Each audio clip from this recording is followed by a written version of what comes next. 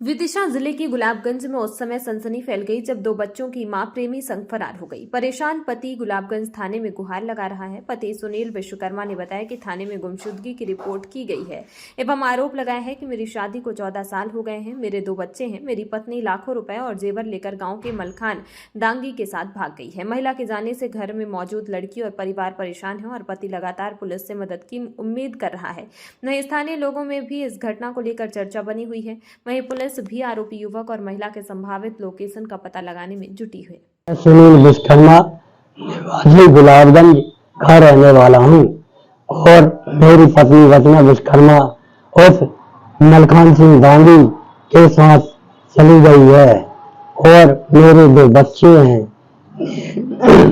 निहारिका विश्वकर्मा और नैतिक विश्वकर्मा था और 1 लाख रुपए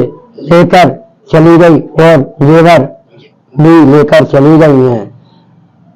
और मैं थाने भी गया था। थाने से कार्रवाई तो हो गई मगर अभी तक वो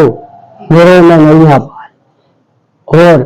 हमारी शादी के लिए 14 साल हो चुके हैं। मलखान सिंह दांगी जो व्यक्ति बैंक में था और बैंक समूह लोन करवाता था, बैंक में जाकर मेरी रचना विश्वकर्मा का लोन 2 करवाया उसने फिर उसके घर से जाकर ब्लाउज सीखने लगी तो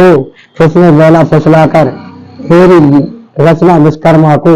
वो घर से फोन कर ले गया और मैंने पूछा किसका फोन है, कहने लगी उस दीदी का फोन आया था और इतना कहकर चली गई